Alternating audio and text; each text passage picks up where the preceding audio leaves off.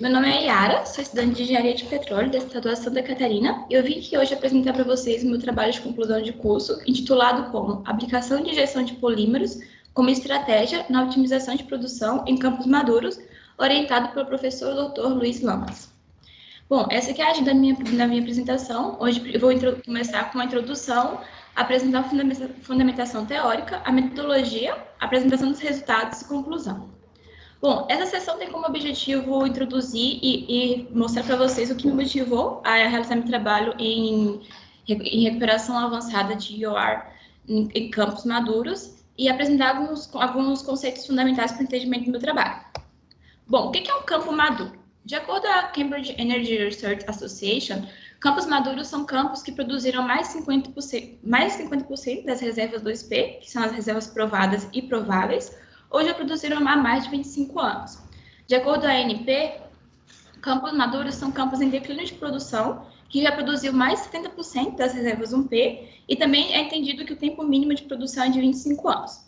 Como podemos observar esse gráfico, ele ilustra o ciclo de vida típico de um campo, e como podemos observar, a fase madura, a maturidade, geralmente ela ocorre logo após um declínio acentuado da produção, onde o campo começa a operar próximo ao limite econômico ou abaixo dele, fazendo com que a operadora descomissione e devolva o ativo.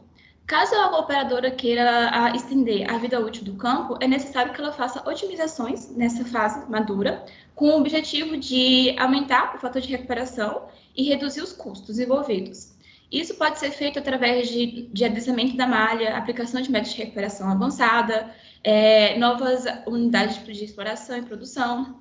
Tem diversos tipos de otimizações. Voltando nossa atenção para a conjuntura nacional, percebemos que a maior concentração de campos maduros encontra-se no pós-sal.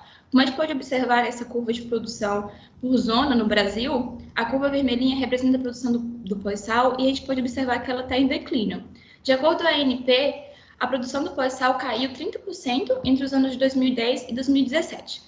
Vale a pena também destacar que a Petrobras atualmente possui um programa de desinvestimento chamado Programa Ártico, com a tentativa de vender mais de 106 ativos, e dentre esses 106, 65 desses campos são maduros, ou seja, mais de 50%. Ciente desse fato, a ANP tem tentado incentivar as empresas a investirem nesses campos maduros e atrair investimentos de fora também. Então, ela tem feito simplificações regulatórias e incentivos, tais como a redução de royalties sobre produção incremental em campos maduros, a possibilidade de prorrogação da fase de produção e a possibilidade de cessão de direito, ou seja, vender um campo para outra empresa. Como é que eu posso aumentar o fator de recuperação de um campo? Então, com o objetivo de aumentar o fator de recuperação de um campo maduro, são realizadas ações baseadas em estudos e projetos que possibilitem a extensão da vida útil do campo, de forma a otimizar a produção e reduzir os gastos. Então, entre os métodos de otimização e recuperação, encontra os métodos de recuperação convencional e os Enhanced Oil Recovery, que são os EOR, que são recuperações que atuam diretamente no reservatório. Para poder explicar um pouquinho como é que funciona o método de recuperação, a gente tem o método de recuperação primário, que é o método de recuperação originado das próprias energias naturais do reservatório. Então, ele atua apenas numa fase do reservatório e ele é proveniente das energias naturais do reservatório e me dá um fator de recuperação menor que 30%. Já a recuperação secundária, ela se baseia na injeção de fluidos que já se encontravam original no reservatório, como a água e o gás. Ela tem como objetivo fazer a manutenção da pressão ou acelerar a produção de hidrocarboneto. E ela está associada a um fator de recuperação entre 30% a 50%. E, por último, mas não menos importante, a recuperação terciária, que ela tem como objetivo injetar polímeros, injetar fluidos que não se encontravam originalmente no reservatório e que modificam a relação da rocha do fluido, tais como injeção térmica de vapor, água quente, injeção de gás, como CO2 e nitrogênio, injeção química, que é alcalinos, flotantes, polímeros, entre outros microbiais e acústicos. Este método de recuperação, ele implica no fator de recuperação entre 50% a 80%. Claro que esses fatores de recuperação são estimativas, porque ele vai variar de campo para campo, de reservatório para reservatório. O mais usual na indústria é o método de recuperação secundária por ser um método mais barato, mais acessível. Mas atualmente a gente tiver a necessidade de começar a implementar esses métodos terciários, tem ficado cada dia mais barato. Para a otimização do meu projeto, para a realização do meu trabalho, eu utilizei o método químico de gestão de polímero. Então, a relevância e contextualização do trabalho. Os primeiros estudos realizados com gestão de polímero para a recuperação em reservatórios foi realizado em 1964 por P. Sindford, cujo objetivo era varrer melhor o óleo do reservatório. Os primeiros sucessos comerciais foi realizado no campo de Deccan, na China, em 96, onde foi constatado um aumento de fator de recuperação de 6% para 12%. Quando a gente olha para o setor do Brasil, para o panorama brasileiro, a gente vê a preocupação de empresas como a Petrobras em dominar essa expertise. Então, foi realizado vários estudos e postos pilotos em campos onshore e offshore do Brasil, tais como Carmópolis, Buracica, Canto do Amaro, Namorado, Cherry e Malim. Bom, qual é o objetivo geral do meu trabalho? Eu dividi em dois, principal e secundário. O objetivo principal é estudar a aplicação de gestão de polímero na otimização da estratégia de produção em um modelo representativo do campo de Namorado. O objetivo secundário é fazer uma comparação entre o método de gestão de água e o método de gestão de polímero e definir a melhor estratégia de drenagem do reservatório. Para atingir esses objetivos, eu tracei objetivos específicos, que é realizar simulações para 4 cenários de otimização, determinar e avaliar o volume de óleo e água produzido, fator de recuperação, volume de água injetado e o valor presente líquido de cada caso. Essa sessão tem como objetivo apresentar alguns conceitos fundamentais teóricos e sobre injeção de polímero e engenharia de reservatórios para parâmetros econômicos. Bom, para a gente poder avaliar se o método se a injeção de água ela ocorre de forma efetiva, a gente tem algumas funções e parâmetros que permitem chegar a essa conclusão. Entre elas tem a mobilidade, a razão de mobilidade e o modelo de Buckley-Leverett. A mobilidade ela tem como função avaliar quão móvel o fluido é dentro do reservatório e ela é classificada como a relação entre a permeabilidade efetiva do fluido estudado sobre a sua viscosidade. Também temos a razão de mobilidade, que é basicamente a razão de mobilidade das fases deslocantes, no caso da injeção de água, a água, e da fase deslocada, no caso o óleo. Se a razão de mobilidade for maior do que 1, significa que o fluido deslocado não é favorável, tomando caminhos preferenciais, como ilustrado nessa figura. Ele toma caminhos preferenciais, corta o óleo e a produção de água é realizada prematuramente. E a gente chama esses canais preferenciais como viscous fingers. Se a mobilidade for menor ou igual a 1, quer dizer que o deslocamento é favorável, com a frente de varrido uniforme, então ela vai varrer melhor, produzir o efeito pistão desejado. Também temos o fluxo fracionado, que ele basicamente vai medir a velocidade com que esse fluxo, com que o fluxo avança. O Buckley-Leverett ele conseguiu relacionar a taxa de avanço frontal com o fluxo fracionado de uma forma que o fluxo fracionado de água ficou em função das viscosidades do fluido no meio, ou seja, da água e do óleo, e das permeabilidades efetivas. Se observarmos esse termo, podemos constatar que ele é o inverso da razão de mobilidade. E com essa forma, que é mais fácil a gente poder avaliar se o fluxo fracionado da água é favorável. Se M for maior que 1, quer dizer que o fluxo produz um fluxo de água maior que o de óleo, indicando maiores velocidades da água do que o do óleo. Se o fluxo for menor que 1, indica que a água produz um fluxo de óleo maior, indicando a velocidade da água menor. E se M for igual a 1, que é o desejado, o método de injeção vai produzir um efeito de pistão, que como eu comentei, é o efeito desejado. Além desses parâmetros, a gente também tem a eficiência de varrido para avaliar se o método de injeção foi efetivo. Então, a eficiência de varrido, ela é basicamente a área total, a área invadida pelo fluido injetado e sobre a área total do meio poroso. Temos 3 tipos de eficiência de varrido, que é a areal, vertical e volumétrica. A eficiência de varrido horizontal ou areal é a área invadida pelo fluido em uma camada entre o poço injetor e o produtor sobre a área total do reservatório. A eficiência de varrido vertical ela é originada pelo avanço da água decorrente das heterogeneidades do reservatório. Então, ela pode ser medida através da área vertical invadida pelo fluido sobre a área vertical total da seção transversal. E a eficiência volumétrica, ela é a multiplicação entre a eficiência areal vezes a vertical. Então, quanto melhor for a eficiência de varrido, maior será o contato do fluido injetado com hidrocarboneto e, consequentemente, melhor será o efeito do método de recuperação. Então, para podermos aumentar esse contato do fluido com hidrocarboneto, podemos injetar uma solução de polímero que tem resultados positivos na indústria. Então, o que é a injeção de polímero? A injeção de polímero consiste na injeção de uma solução de água misturada com uma certa concentração de moléculas com grande massa molecular, chamadas polímeros.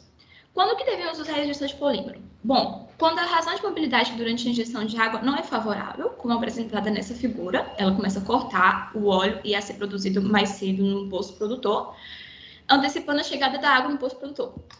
Ou quando o reservatório tem alto grau de heterogeneidade, quando a gente pode observar nessa figura B, cada camadinha aqui tem uma permeabilidade diferente, então as camadas que têm permeabilidade maior vai acontecer da água escoar mais facilmente e ser produzido no poço produtor. Então, quando a gente injeta o polímero, tem uma frente de avanço mais uniforme, atrasando a chegada de água no produtor. Existem dois tipos de polímero na indústria, que são os polímeros sintéticos e os biopolímeros. Entre os polímeros sintéticos, os mais comuns é o HPAN, que é o policriliamidas parcialmente hidrolisado, e entre os biopolímeros mais utilizados é o gama-xantana. Para definir qual tipo de polímero a gente vai usar, é essencial que a gente avalie os cenários a que esse polímero vai ser submetido. Por exemplo, se eu vou injetar o polímero com água doce, o ideal é utilizar o policrilamida, um polímero sintético, porque ele apresenta altas viscosidades na presença de água doce. Se eu vou usar um polímero se eu for dissolver o polímero em água salgada, o ideal é que eu use um biopolímero, porque ele possui mais resistência, menos reação com o sal e ele possui, consequentemente, ele possui uma viscosidade maior. Se o meu ambiente tiver alto nível de bactérias, é mais indicado que eu use o sintético, porque o biopolímero é mais suscetível a ataques de bactérias. Mas, no geral, na indústria, o mais comum a ser utilizado são os polímeros sintéticos por ter baixo valor agregado, baixo preço. Quando vamos implementar o método de injeção de polímero, devemos estar atento que esse método ele está sujeito a alguns fatores e mecanismos que afetam o fluxo do polímero e, consequentemente, afeta a efetividade do método. Entre esses fatores e mecanismos estão a estabilidade e a degradação do polímero e a retenção do polímero no meio poroso. A estabilidade e degradação do polímero está relacionada à quebra do polímero. Como o polímero é uma molécula muito grande, ela está suscetível à degradação química, mecânica, térmica e biológica. A degradação química é quando ela reage com compostos com oxigênio ou com compostos químicos dentro do reservatório ou no fluido injetado. Ou degradação mecânica, quando ela começa a quebrar pelo aumento da tensão de deslizamento, ou seja, pelo aumento da tensão de deslizamento. Isso ocorre na hora da injeção em pontos críticos, tais como válvula, bomba, choque. E também temos a degradação térmica, que está relacionada com a temperatura, que também faz com que a molécula quebre ou se deposite, e a degradação biológica, que está relacionada com ataques de enzimas e bactérias. Além desses tipos de degradação, temos a retenção de polímero no meio poroso, que está relacionado à dissolução, que é quando a molécula de polímero fica retida na superfície do poro por conta de ligações físicas ou químicas. Aprisionamento mecânico, que está relacionado quando a molécula de polímero fica presa entre poros ou canais muito estreitos, fazendo com que ela não ultrapasse e aprisione, reduzindo a permeabilidade do reservatório. E volume de poros inacessíveis, que é quando tem algum volume de poro que a molécula não consegue entrar e tem óleo dentro daquele volume, só que ela não consegue varrer e toma caminhos preferenciais. Na prática, e principalmente em simulação de reservatório, é difícil separar esses mecanismos. Por esse motivo, com exceção da dissorção, não será considerado nesse trabalho. Além dos parâmetros técnicos e projetos de recuperação, a gente tem que levar em consideração parâmetros econômicos, porque não adianta aumentar o fator de recuperação se não vai me gerar um retorno econômico e não vai manter o campo produzindo. Então, entre os parâmetros econômicos mais utilizados na indústria está o valor presente líquido, o VPL. que a gente tem que levar em consideração todos os gastos ocorridos, todas as despesas durante a vida do campo e as receitas, que são os lucros. No cálculo do VPL, devemos levar em consideração o somatório do fluxo de caixa, que são as entradas, menos as saídas, uma taxa de desconto ou taxa de atratividade, geralmente na indústria é utilizada uma taxa de 10% ou 9%, e o período considerado. Entre o fluxo de caixa, consideramos as receitas operacionais, que são a receita proveniente da venda do óleo. Entre os custos estão os custos operacionais, que está relacionado ao custo de injeção, custo de produção, custo de mão de obra. Entre as participações governamentais, são os royalties, né, 10% no Brasil. PIS, PAS e CONFINS, que são os impostos referentes à venda do óleo, e os investimentos, que está relacionado a postos, a unidade de produção e etc. Bom, nessa sessão, vou apresentar para vocês a metodologia de pesquisa do meu trabalho, tais como o software, simulação, o método do projeto e avaliação econômica. Bom, para avaliar a injeção de polímero, eu utilizei um modelo de simulação fornecido pela Unicim, que é o Departamento de Engenharia de Petróleo da Unicamp. Então, entre os modelos fornecidos por ele, eu decidi pegar o Unicim 1M, que já foi feito o upscaling, já foi feito o ajuste de curva, já foi implementado um plano de desenvolvimento e uma estratégia de produção. Nesse modelo, a estratégia de explotação é constituída por 14 postos produtores, sendo 4 deles verticais e 10 horizontais, e 11 injetores de água. Essa aqui é a representação 3D do modelo. O modelo proposto pela CMG, pela Unicim, ele tem 30 anos de simulação de produção, tem um histórico até 2017, e ele constitui 2 fases, que é a fase de desenvolvimento e implantação da estratégia, quando os postos são produzidos, é instalada a unidade de produção, e a fase de gerenciamento, que é a fase de produção ou de simulação, que vai até 2043. Essa estratégia que foi definida pela própria Unicim, pelo autor do modelo, eu chamei no meu trabalho de estratégia de produção base. Para fazer a simulação, eu utilizei um software da CMG, Computer Modeling Group, que ele fornece 8 módulos para poder trabalhar com o reservatório. Dentre eles, eu utilizei o Builder para poder fazer a manipulação do meu modelo. Ele é uma ferramenta simplificada para construção e manipulação de modelos. E entre os simuladores IMAX Gen Stars, que são simuladores de fluxo, eu utilizei o IMAX, porque foi o modelo da Unicim, ele foi feito adaptado para o IMAX. E utilizei também o Results para poder visualizar os resultados na sua forma gráfica e 3D, e o CMOST para poder otimizar as variáveis de análise, as variáveis de controle de poço. Então, essa estratégia de produção, durante a estratégia de produção base, entre o período de 2013 e 2043, esse campo, ele produziu 47.146.000 metros cúbicos de óleo, e ele obteve um fator de recuperação equivalente a 36,38%. Como a gente pode observar nesse gráfico, a curva de produção ela começa a declinar a partir de 2022, e em 2025, a vazão de água ela é maior do que a vazão do óleo. O que a gente pode constatar é que a injeção de água ela não tem feito um varrido eficiente e teve produção prematura. Aqui a gente tem um gráfico da pressão sobre o tempo, e podemos também observar que no início do projeto só tinha postos produtores e a pressão caiu muito. Então, em 2018, quando eles começaram a injetar, a pressão voltou à pressão média estática do início do reservatório, do início do projeto, do reservatório. Como a gente pode observar nesse esquema, nessa representação do 2D do modelo, após 30 anos de produção do campo, ainda existia 63,2% do óleo original em place, nas principais camadas. Também podemos observar que, que nas camadas onde havia injeção de água, a saturação de água em torno dos postos produtores já era muito alta, o que justifica a alta produção de água, como foi mostrado anteriormente. Nessa seção transversal, podemos constatar que o reservatório ele é heterogêneo, fazendo com que a água injetada tenha frente de avanço diferente. Comparando com o sugerido na literatura para um reservatório candidato perfeito para injeção de polímero, constatamos que esse modelo ele atende o que é requerido na literatura. Ou seja, a litologia dele é arenito. Por que arenito é melhor do que carbonato? Como os polímeros mais utilizados na indústria são aniônicos, por ter vantagens superiores aos catiônicos, eles são mais utilizados. E os polímeros aniônicos, eles reagem menos com os arenítonos do que com os carbonatos. Além disso, formações de carbonato apresentam grande quantidade de fratura, o que faz com que o fluido escoe nesses canais preferenciais, não fazendo o varrido eficientemente. Além disso, ele é sugerido que a temperatura seja abaixo de 140 graus. Nesse caso do modelo, ele tem a temperatura de 80. A permeabilidade seja acima de 10 milidarcies. Nesse caso, ele tem a permeabilidade média de 1000 milidarcies. Viscosidade do óleo seja abaixo de 10 centipós. A viscosidade do óleo varia entre 0,52 e 0,62 centipós, que é bem baixinha. E a saturação do óleo seja alta, como a gente pode observar nesse slide, a saturação do reservatório é muito alta.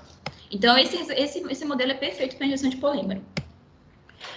Para implementar o meu modelo de injeção de polímero, eu utilizei como base alguns dados fornecidos pela Petrobras em um paper publicado com esse número do SPS, se vocês quiserem consultar, e alguns valores fornecidos pelo template do CMG no IMAX.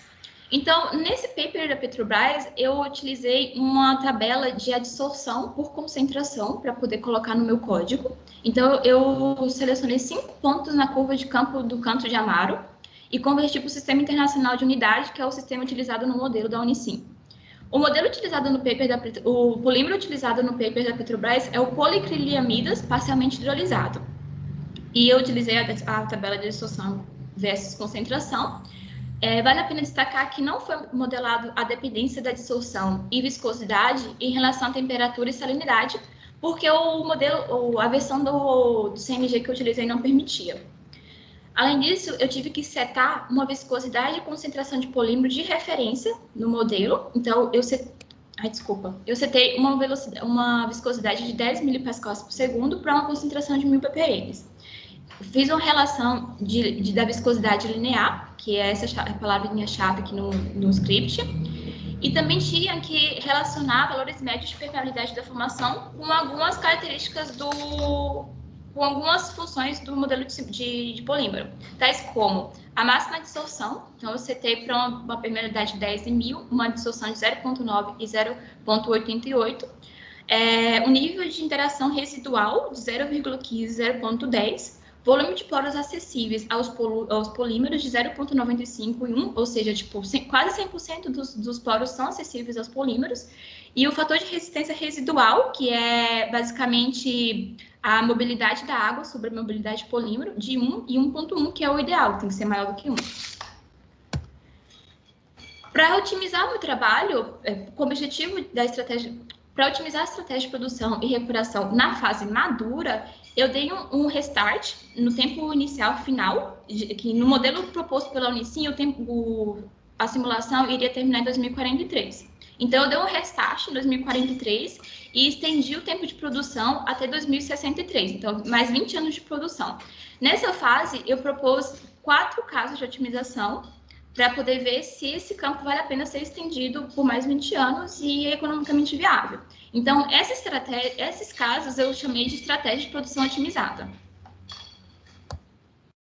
Então, quais foram os casos avaliados? O primeiro caso foi continuar injetando água, porém, fazendo uma otimização das variáveis de controle dos poços. O segundo caso foi injetar polímero, também otimizando as variáveis de controle dos poços e otimizando a concentração do polímero injetada.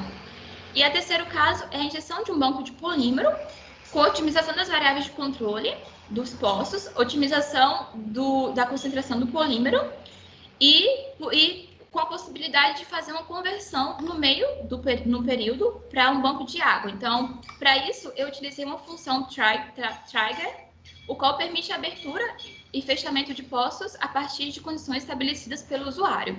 Então, a condição que eu setei foi, quando eu atingir um volume de injeção X, que eu otimizei, que o CMOST me deu, quando eu atingir essa condição, o meu poço injetor de polímero vai ser fechado e o meu poço injetor de água vai ser aberto. Como o quarto caso, ele tem uma estratégia um pouco diferente. Eu avaliei se os poços produtores vale a pena estar aberto como produtor, se vale a pena ele ser convertido como injetor de água ou se vale a pena ele ser convertido em injetor de polímero. Caso não valha a pena manter eles abertos como injetor produtor ou injetor de polímero, eu avaliei a possibilidade de fechar ele também. A mesma coisa eu fiz para os injetores. Avaliei se vale a pena converter o injetor em produtor, se eu injeto água ou polímero ou se eu deixo ele fechado.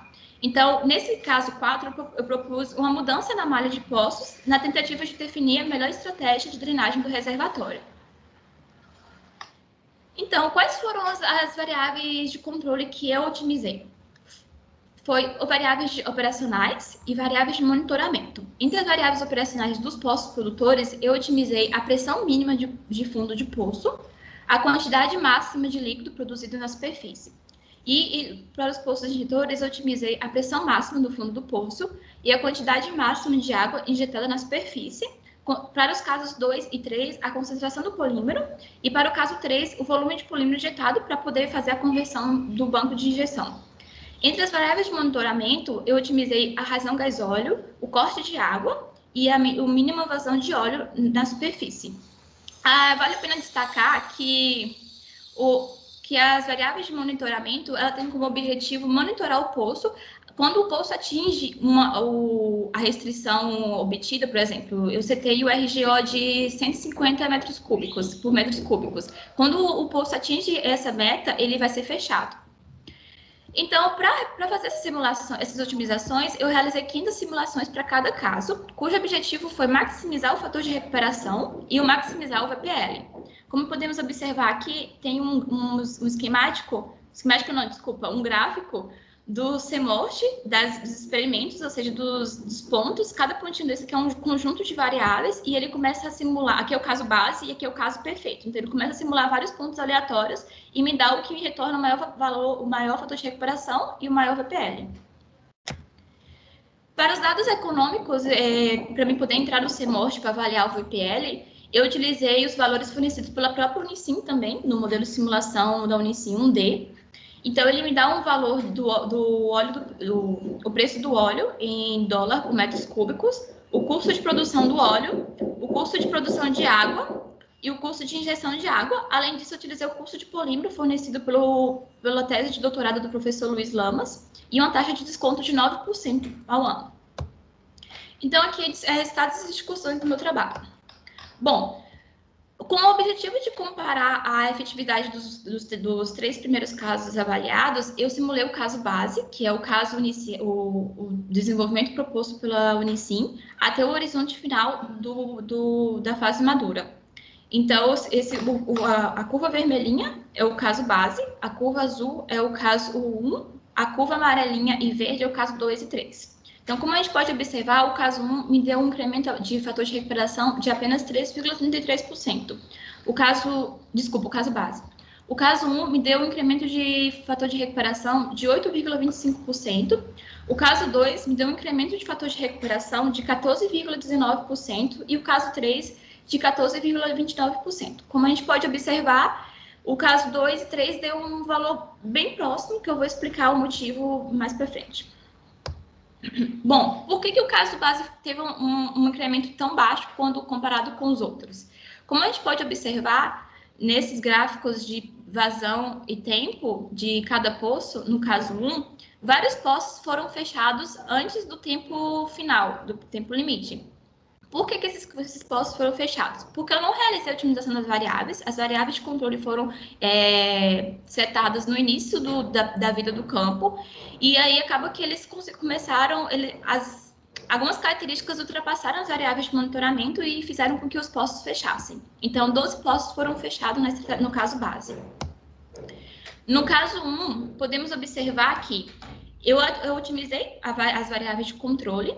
Então, essas otimizações tiveram efeito positivo em 7 poços. Como a gente pode observar, vários poços estenderam a vida dele e produziram por muito mais tempo do que no caso base, decorrente da otimização das variáveis de controle. E assim, a gente pode constatar que teve um bom desempenho obtido pela injeção de água. Comparando o caso 2 e o caso 3, a gente observou que houve uma variação média de 10% entre ambos os casos. O que pode ter, quais são os motivos disso? Bom, como a gente pode observar, as variáveis de controle indicadas pelo CMOST para o caso 2 e para o caso 3 foram bem similares. o que pode justificar a produção parecida.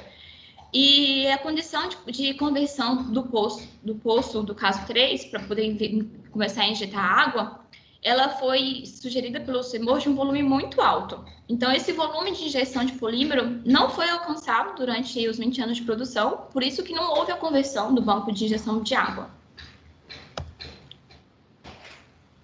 Também eu pude observar uma anomalia nos meus resultados, que foi a queda abrupta da pressão com a injeção de polímero. Isso aqui não era para acontecer. De acordo com a literatura, a injeção de uma solução polimétrica com uma viscosidade alta geralmente induz uma frente de deslocamento estável.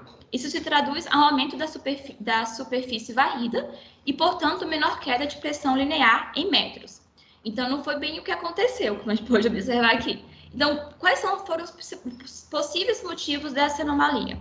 Bom, eu simulei as variáveis de controle dos poços global, ou seja, eu simulei uma variável só para todos os poços, mas a gente deve considerar que cada poço, ao raio de cada poço, existe heterogeneidades, variação de pressão, variação de saturação. Então, o ideal é que fossem simuladas variáveis de controles individuais para cada poço. Porém, isso não foi possível porque demanda muito tempo e esforço computacional. Então, fica a sugestão para trabalhos de mestrado, que tem mais tempo para fazer. Além disso, um outro motivo seria uma distribuição uniforme do fluido injetado no reservatório, que poderia ocasionar essa queda de pressão. Com relação à produção de água, podemos observar que o caso 1, ele produziu mais do que o caso base, mas também ele produziu muito mais água do que o caso base, e injetou muito mais água do que o caso base. Isso aqui gera custo no meu projeto. Com relação ao caso 2 e 3, ele produziu um pouco menos água do que o caso 1, que isso foi injeção de água. Então, comparando todos esses 3 casos, podemos constatar que a melhor performance foi do caso 3, que me gerou um maior VPL. Como eu comentei anteriormente, o caso 4 ele me deu um fator de recuperação bom, de 44,63, que é o fator de recuperação global. Porém, ele me deu um retorno econômico mais baixo, justamente pelo fato de ter produzido e injetado muita água. Então, nesse caso, o melhor performado foi o caso 3, que me botou um VPL maior. Vale ressaltar novamente que para fazer o cálculo de VPL, eu considerei os custos de produção de água, de injeção, de água e de polímero e a receita do óleo produzida. Bom, agora o caso 4. Para relembrar, o caso 4 tem como objetivo remover os poços que apresentam desempenho ruim ou convertê-los em poços injetores, caso sejam produtores, ou em produtores, caso sejam injetores. Então, eu não cheguei a otimizar as restrições operacionais dos poços, porque isso também demandaria muito esforço computacional e muito tempo, que não seria viável fazendo com o tempo requerido para o TCC. Então, eu utilizei para os poços injetores de água as restrições encontradas no caso 1, e para os poços injetores de polímero, eu usei a sugerida no caso 2. Como a gente pode observar, teve vários pontos sugeridos pelo CEMOT, e o melhor caso performado foi esses vermelhinhos aqui. Então, o CEMOT me sugeriu essa configuração de poços, onde 2 produtores e 4 injetores foram fechados, 3 produtores foram convertidos em injetor de água, 1 produtor foi convertido em injetor de polímero, 5 injetores de água foram convertidos em injetores de polímero e 2 injetores foram convertidos em produtores. Com essa nova configuração de poço, eu obtive um incremento de produção de óleo de 18.339.300 metros cúbicos, que equivale a um aumento de fator de recuperação de 13,38%, que é menor do que o constatado no caso 4. Entretanto, mesmo que o caso 3 tenha tido uma melhor performance, se a gente avaliar indicadores econômicos do VPL, o caso 4 ele me deu um maior retorno econômico. Então, o maior VPL pode ser justificado pelo fechamento ou conversão de poços que já não apresentavam um bom desempenho, reduzindo assim custos operacionais associados aos mesmos. Se avaliarmos o desempenho dos poços que foram fechados ou convertidos no caso 3, conforme apresentado nesses 2, observamos que alguns poços já tem vazão de água muito alto. Desculpa, esse aqui é um gráfico de vazão de água sobre o tempo e aqui vazão de óleo sobre o tempo do caso 3. Então, podemos observar que a vazão de água já é muito alta nesses poços que foram fechados ou convertidos e que algum deles apresentavam uma vazão de óleo baixa. Então, por isso que era vantajoso convertê-los ou fechá-los. Comparando os poços que se manteve produzindo com o caso 3, no caso, as linhas pontilhadas são os poços performados no caso 3 e as linhas cheias são do caso 4. Se compararmos a diferença de produção, constatamos que, dentre eles, 4 poços teve mais produção do que o caso 3, e tendo alguns que teve um pico muito grande de produção, como nesse caso aqui, no produtor 12. Vale a pena destacar outra anomalia que eu encontrei nos resultados, que foi a não produção do injetor 03 e injetor 19. Ou seja, o CEMORT, ele sugeriu que eu convertesse esses 2 injetores em produtores. Mas quando eu fiz isso no modelo de fluxo, ele não me deu produção. Então, isso pode ser explicado pelo fato de que nem sempre a melhor sugestão do CEMORT é a melhor sugestão para o meu projeto. Então, como a gente pode observar, chega um momento que os pontos de otimização, eles ficam muito próximos do outro. Então, se eu pegar um ponto parecido, tipo um ponto aqui, possa ser que ele me dá um valor diferente, mas não vai ser tão diferente, e possa ser que esses injetores, nessa ocasião, não estejam incluídos. Conclusão. Então, com esse meu trabalho, eu pude concluir que a injeção de polímero se mostrou um método superior à injeção de água na otimização da estratégia de produção do modelo da Unicime 1M em sua fase madura, e que as variáveis de controle de poços exercem grande influência na produção do campo e, consequentemente, na análise econômica, que a otimização permite um incremento do fator de recuperação e que a injeção de polímero tem um melhor potencial técnico quando aplicado durante todo o período de produção, com determinação de um volume ótimo de injeção. As alterações da malha de poços proporcionou maior viabilidade econômica para o meu projeto, mesmo apresentando produção acumulada inferior ao caso de melhor performance, uma vez que alguns poços são mais viáveis fechados do que abertos devido ao seu custo de funcionamento ser maior que as receitas obtidas. Então, comparando todos os casos, observamos que o caso mais ideal, o melhor caso de otimização é o caso 4, que me fornece um fator de recuperação global de 49,76% e um VPL de 1.461.437. Então, conclusão final. A otimização da malha de drenagem simultânea com a aplicação de injeção de polímero como método de recuperação avançada proporcionou uma postergação da vida do campo, de forma a prover a maximização do volume de óleo recuperado e a rentabilidade do projeto além dos 30 anos de explotação. Como sugestão para trabalhos futuros, eu sugiro um estudo dos casos propostos com a otimização das variáveis de controle individual para cada poço. Além disso, eu sugiro um estudo de injeção de polímero alternado com água, a fim de avaliar o comportamento da pressão do reservatório, e estudos da otimização proposta, considerando as limitações impostas pela unidade de produção, e avaliação econômica dos cenários estudados, considerando a análise de custo operacional e custo de adaptação da planta de tratamento, porque isso vai ter que ser feito, e armazenamento do polímero. E, além disso, um estudo de caso proposto nos simuladores GEM e STARS, que existe uma acurácia melhor na simulação.